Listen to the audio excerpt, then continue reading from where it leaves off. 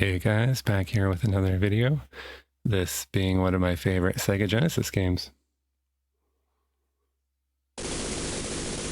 Shadowrun.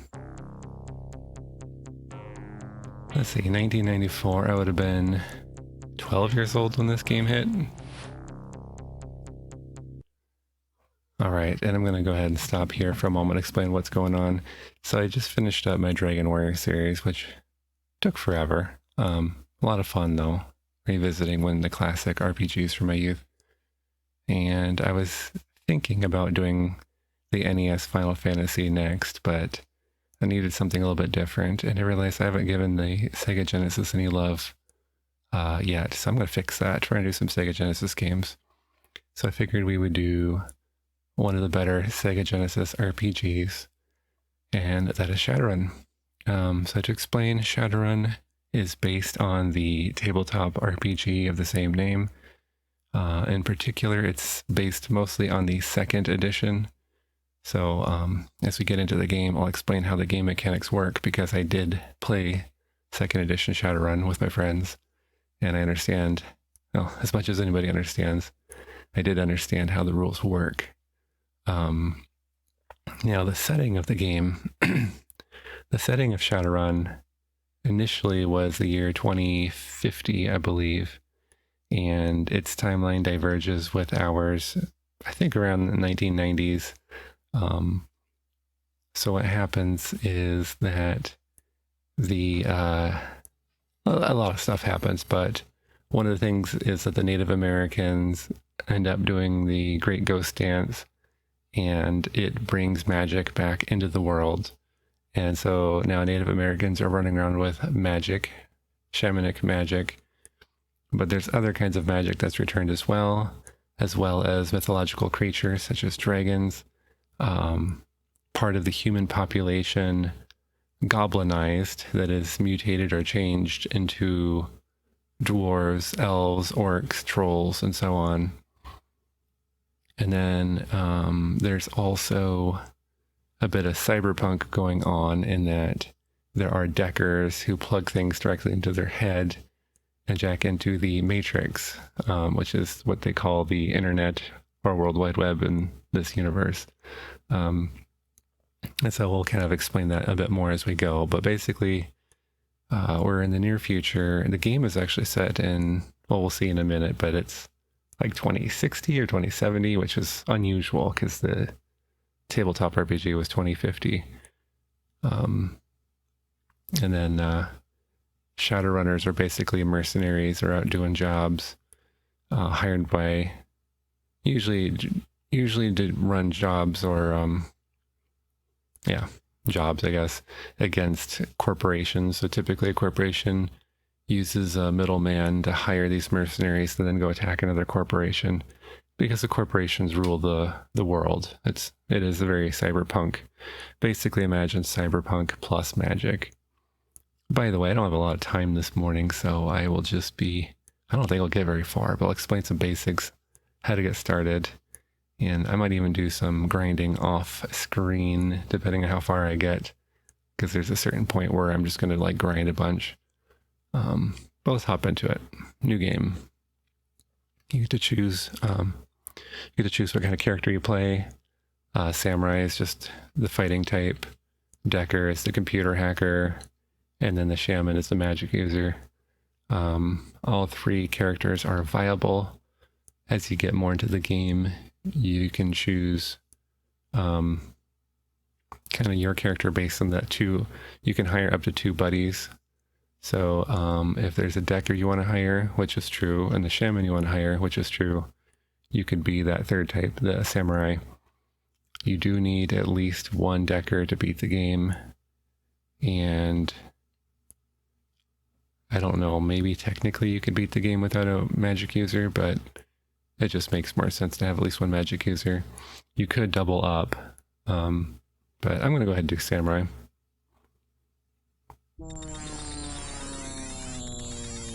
Okay, so 2058 is the year, and most of the early books took place in Seattle, which is actually the area where I'm from, so it's pretty fun.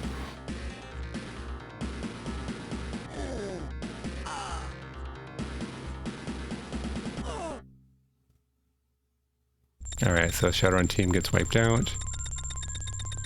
And then one of the Shadowrunners that died was your brother Michael. So you spend your last New Yen, which is their version of dollars, to get to Seattle. And that's kind of the premise. You've spent all your money to get here. You only had at SeaTac. And then you head to the Redmond Barrens. The fact that Redmond ended up Barrens is pretty funny because it's anything but. It's like pretty nice part of town in real life, but in this world it ended up pretty messed up. Alright, and then when you enter locations you often get a brief description like this. So we're in Stoker's Coffin Motel. I'm going to focus on mostly story, so I'm not going to read every single word in this game.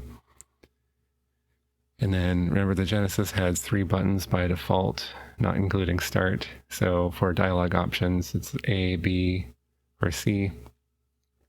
So I'm here to pick up Michael's stuff. So you're Michael's brother, eh? Your brother skipped on paying his bill and I'm holding the stuff till I get the back rent.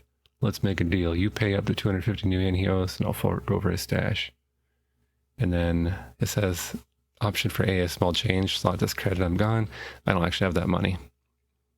So the right path is 250 New Yen. How much could he have stored in one of those rooms? Hey, if you need New Yen, head up the street to the jump house. Gunnarsson is always looking for runners. You'll find him in a booth towards the back of the bar. Now, I'll show you what the game... Ooh, okay, and then I already had a random encounter.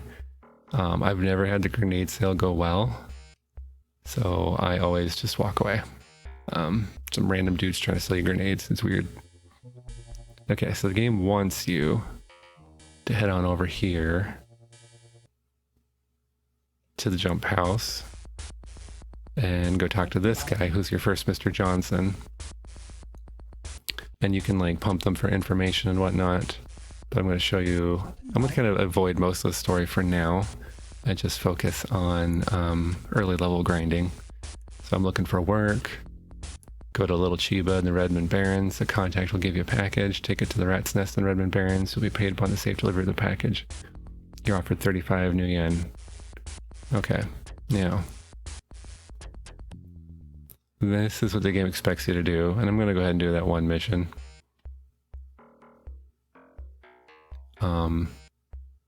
Yeah, so it's like 35 New Yen. I need 250 to get my brother's stuff. And then the nice thing is you do learn. I think the instruction manual had a map of at least the Redmond Barrens. So at this point, I have a lot of it memorized, even having not played in a long, long time. All right, so I got my 35 New Yen. Now, I'm going to pause for a moment, start explaining some things here too. So when you look at attributes and skills, you start as weak as a newborn lamb. In the tabletop RPG, you started off as a professional level Shadowrunner. So these stats would be much higher, and my skills would be higher. You would have at least a 6 firearms if you're going to be useful. And it's actually going to be our main thing that we're going to do in the early game is try to pump these up. And you notice it says Karma 1 way down at the bottom. It's basically your experience points. And give you the short version. So the attributes, to get them to the next level, like say I want to get body from 4 to 5, I have to spend twice the new value. So I have to have 10 karma to raise body from 4 to 5. So you saw one mission, got me 1 experience. It's going to take me a long time. Skills are even slower. So, hold on. No, I said that wrong. It's only 5 karma to raise body from 4 to 5. It's the skills that are double. So, firearms will take me 10 karma to go from 4 to 5. Attributes will take me 5 karma to go from 4 to 5. Attributes will lock at 6 for humans. And actually I want to max those out. And then I want to show you here, this is posture, and you can go full defense, full offense, that sort of stuff. in Shadowrun, this was called your combat pool, and you could decide. It was like a bunch of dice, and you can add it to your attack, or you could add it to your defense because you rolled for defense. Combat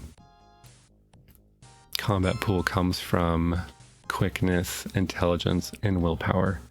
So even as a warrior type, I want those 3 maxed out very soon. Bodies, how much I resist damage. Strength is mostly for melee damage, which I will never use melee weapons. There's a couple things that are, I don't know, there's just not much that would ever warrant it when you can just shoot them. And then charisma, I really do want to get up as well because it reduces the hiring price for Shadowrunners, and you can talk your way out of a lot of things. And then eventually I'll need firearms. And then my 2 big ones are going to be negotiation and reputation. When it comes to sorcery, that's going to be just my mage doing that. When it comes to computer and electronics, that's going to be my decker doing all that. So that's kind of what's going on there. Now, if you want to fast start the game, there is kind of a little trick here. You can walk into this gun store right here and sell some of your starting equipment. Let's see, armor vest, light pistol. I'll even sell my pistol. Generally not a good idea to walk around with no weapon, but armor vest is pretty bad too, but let's see. Alright, as long as I don't get attacked and the walk over here, I have enough money to buy my brother's stuff. Alright, small change, slot this cred and I'm gone. The creds roll off your stick and in return you're handed a crumpled plastic box. Opening, you find a scented letter, a cyber deck, a wristband, and 2 hollow picks. The letter addressed to Michael reads as follows. M, I don't trust her Johnson and neither should you. The story just doesn't wash and you know it. I'm out on this one and I hope you are too. I'll wait for you at the Tower Slower City Inn and Peel at Barons, Tabitha Shale. The cyber deck is a small Legion's alpha that hasn't seen much use. These decks are fine to dabble in cyberspace but lack real power. The wristband is a dock wagon homing beacon. When its wearer's condition becomes critical, a dock wagon trauma team is dispatched to retrieve him. The wearer is then resuscitated and dropped off at Seattle General Hospital. The fee is around 10% of the wearer's credit stick balance, guaranteed not to exceed 5,000 new yen. You slip on your wrist and lock the clasp. Hollow picks, Dr. Irene Haversheen, MD, Seattle General Hospital. Mr. Caleb Brightmore, Esquire, problem solved, worries eliminated. Finally, you uncover a cred stick hidden under the hollow picks as a balance of 500 new yen. The irony of this discovery wears off after a moment. So, I sold my gun so I could get that, and now I can go ahead and buy a better weapon. Ooh, I need 5 more new yen. What if I can go do one job? I really want the Predator heavy pistol, actually. Although, I could just get the Warhawk heavy pistol. I might do that. So damage weapons are classed by their power, which is how well they punch through armor, and then their damage, which is how much damage they do once they get through the armor. Ares Predator heavy pistol is one of the most balanced guns in the game. The Warhawk trades in ammo, so it's got the wrong picture. I don't know what they're doing here. This is supposed to be a big heavy revolver, so it has only 6 ammo. But it has like the highest armor piercing of any of the pistols. But then you burn through ammo much quicker. I think I'm gonna go with the Predator actually, so I'm gonna go do one more job and hope I don't die in the meantime.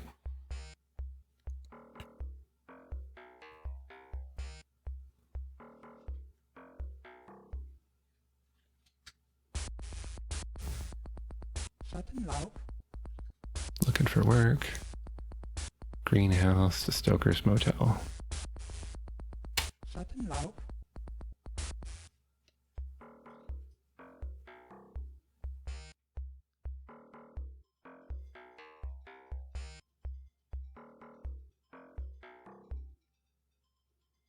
Alright, got the package at the greenhouse.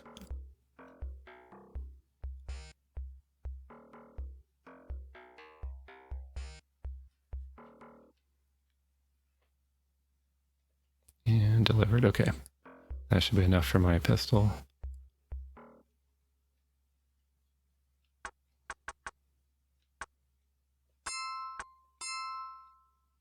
Alright, and then just real quick, I'm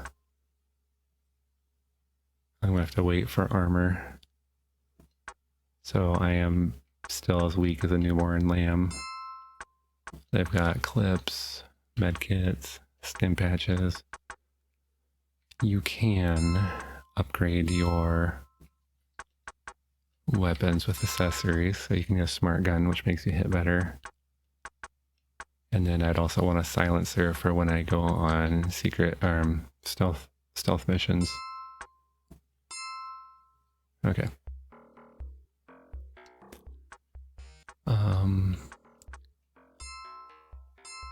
And then yeah, I think I will do a little bit of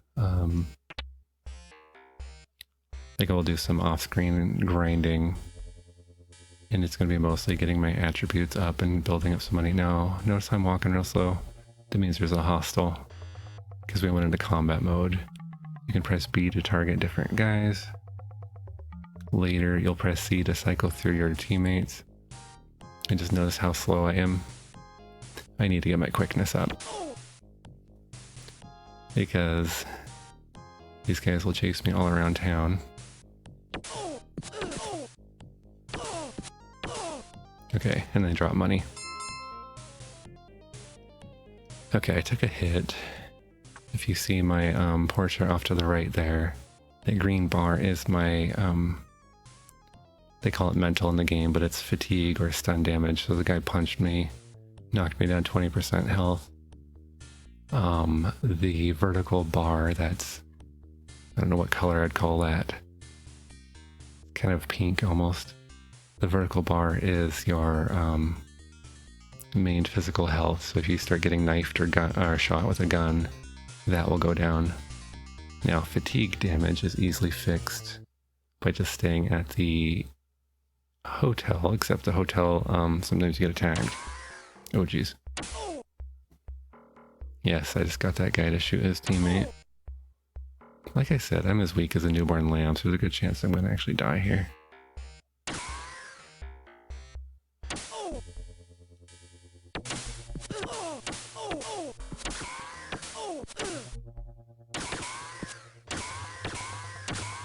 The guy with the gun has a really weak gun because it's just bouncing off of my armor.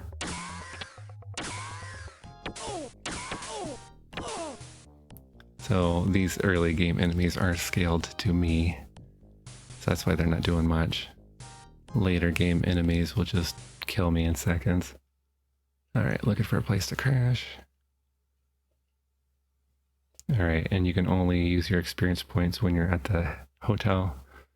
And I really, for karma, I don't really have... Well, I can actually get my quickness up, which could actually change my survivability quite a bit, so I'm going to do that. Yeah, so I'm going to max out. I'm basically going to be trying to max out all my attributes first. And then the other thing I want to do, all of the Shadowrunners that you can hire can be, like, they have a pretty equal potential, but some start stronger than others. What I'm going to do is go out and try to start hiring my Shadowrunners because they get experience the same time I do. Yeah, so then earlier I hired the Shadowrunners I want to keep in my group, the better, because I'll have more time to be investing experience points into them and making them better. There is a pretty cheap Shadowrunner in the Redmond Barrens. Ricky, the Dwarf Rat Shaman. He's actually not bad for the early game, but I think he actually has a penalty to combat magic, which is kind of limiting in the long game. But yeah, anyway, this is what I'm going to be doing, is walking around doing these jobs and raising my attributes, and then trying to collect enough money. 70 new yen right now. Try to collect enough money to uh-oh, cannot save load during combat. Apparently I'm being attacked. There he is. Oh, he actually actually, you dropped a med kit, which you can keep or sell. For now, I'm going to keep it though. Okay, I'm going to try to save. Alright, save the game. Anyway, that's what I'm going to be doing. And I'm going to be trying to save up enough money to start hiring the shaman and the decker that I want to be using long term. I'll explain that later, but that's going to be working on off screen here. So that's going to be it for today. Catch you next time.